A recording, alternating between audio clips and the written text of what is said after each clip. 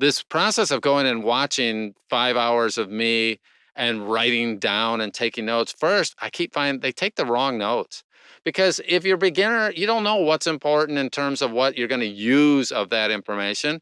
Some of it doesn't apply to you. The thing that drives me crazy about doing videos is that I know I have an audience, and in my head, having done thousands of hours of private sessions, I have a pretty good idea of my typical client. But the problem with video and every podcast is we're talking to a general audience. Some things I say just flat out do not apply to you. Okay. And some things you're going to ignore and they actually did apply to you.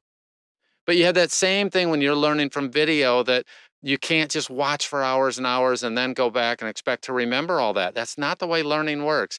Watch for 5 minutes, watch for 15 minutes, then do something. And if you'll go back and forth, get up 10 minutes earlier, cut out the news, go to bed 10 minutes later.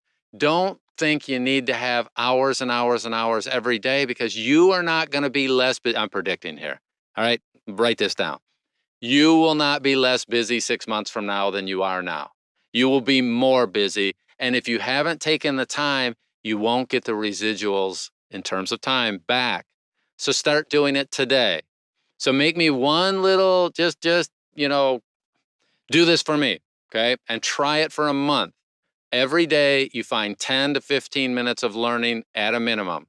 Figure out whether you can do it at lunch, do it at breakfast. Have a smartphone with you, take notes about things. Have a smartphone with you so that you can watch videos. Have an audio book going if that's your thing, which, I'm doing all the time. Many of us are doing. Or a podcast that you're listening to. And it's okay to listen to some entertainment things. That's fine. We all need that.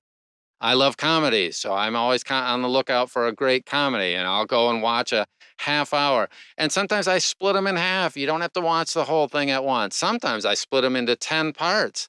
I'll watch 10 minutes of comedy because I need a break and I just want a mind shift, and that's cool. There's nothing wrong with doing that sort of thing. That's a great balance.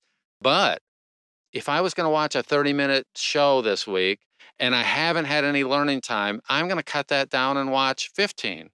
And cut some things down in terms of, I know it doesn't seem optional, but if you're carrying a smartphone with you all the time, you have a YouTube video going, you have an audiobook going, you have a podcast going, and a couple of those as well. If you're listening to this podcast, you're already into podcasting. You are a perfect person. The whole irony of this is almost anybody that's listening to podcasts, you're already doing this anyway. You're already multitasking and doing it. I'm preaching to the choir.